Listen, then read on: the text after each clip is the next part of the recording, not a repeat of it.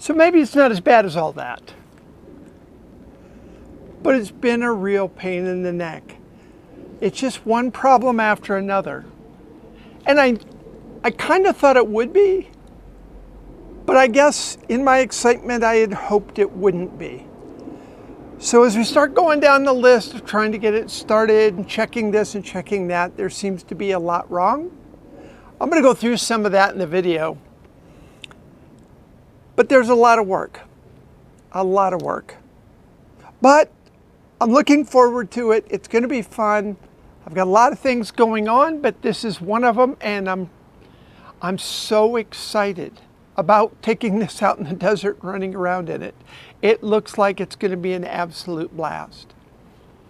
So anyway, stick around. We're going to go ahead. We're going to see what we can do on this, see if we can get it started.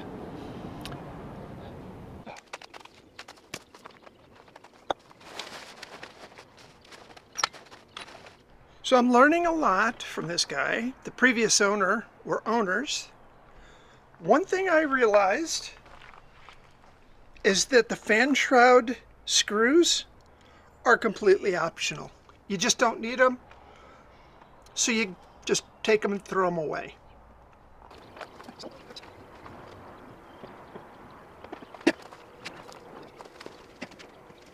I also found out that if you're gonna rewire it, what you really need to do is do a lot of hard drugs and then make sure that you cut the condenser wire. Because, you know, I mean, you're probably going to want to rewire the condenser anyway. Because that's just what you do when you're going to rewire a car. Oh my gosh, I just shake my head. You know, this is cylinders 1 in the front and 2 in the back. The last one I have to adjust the valves is number 2, the rear one. Let's just go ahead and, I think it could use just maybe a little bit more tightening. So I'm gonna loosen this. Put the feeler gauge in there to see. Ah, there we go. And I do the same process on every one of the valves. So I am gonna just put this cover back on and call it done. I've gone through and adjusted all the valves to 6,000s. And once I get that done, I'm going to come up here and see if I can get the timing at least roughly in place and get the points gap correct. Because all of these things really need to be done before I try to see if I can fire this thing off. And that's actually my goal right now. So right now I've got the coil set up. And you can see down here, that is the oil pressure switch. And what I'm hoping is that as I crank the engine over, and I've disconnected the coil for right now, but when I crank the engine over, I'm hoping that cranking it over causes it to build some oil pressure as well as priming the carburetor, basically filling the float bowl. Once I'm comfortable with that, then I'm going to go ahead and hook the coil up and see if we can actually get it to start.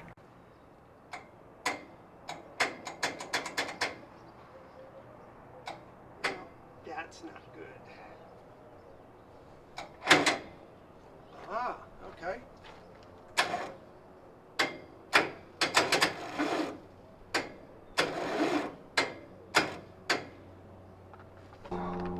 The battery's bad. I knew it was a junk battery, but I thought maybe it would kick over. I had it on the charger, but it didn't. So I'm gonna have to go figure out where I can scavenge another battery, maybe grab one out of my truck or out of one of the cars or something, but this one's not gonna be any good, and I'm gonna have to just use it as a core for a new battery. So I've changed the battery, hopefully to one that works. We'll find out in a minute. I'm just going to crank it over. I don't know if you can see it, but the oil pressure light is shining. That tells me there's no oil pressure. Hopefully as we crank it, that light will go off. That tells me that the engine has built oil pressure. And then probably tomorrow, I'm actually going to try to start it. I am getting hot again. And I don't tolerate the heat like I used to, so It's probably going to be tomorrow, but I'm going to crank it over right now. Let's see what happens.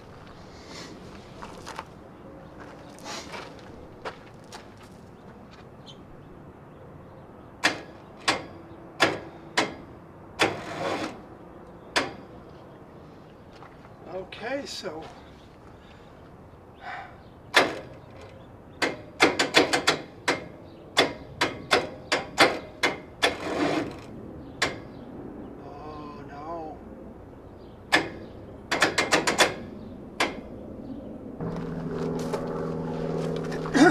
I don't know.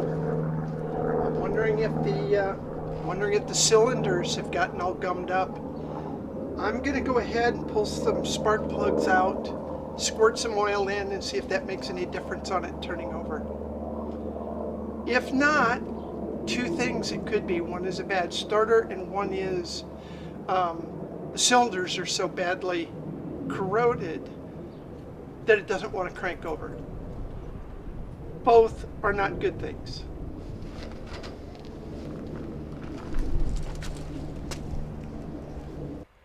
So look what I got. It's a nice Borescope. I can inspect the cylinders with this. Hi!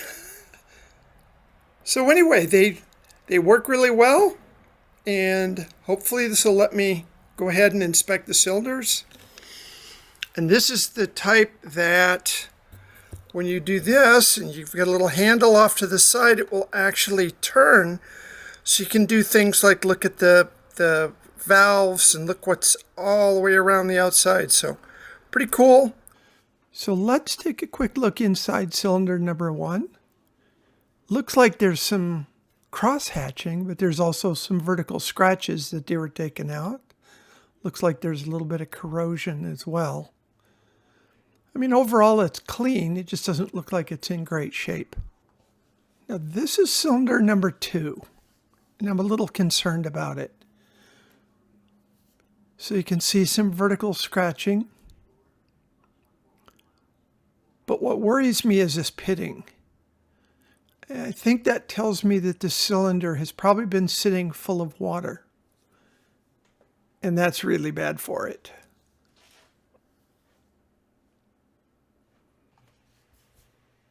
I wonder if this is what a proctologist sees. So this is cylinder number 3. And, ooh, we got some spotting right there. So it looks like maybe there was liquid in this one as well.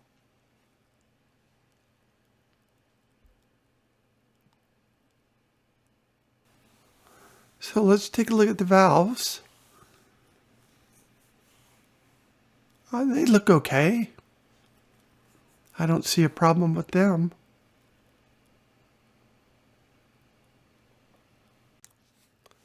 Now this is cylinder 4. That's the oil that I put in. That's not leaking out. Let's see, what are we going to see? I mean, it's smooth, but those rings make me think that this engine sat for a very long time. Yeah, and right there you can see what looks like, I'm thinking that's the oil ring.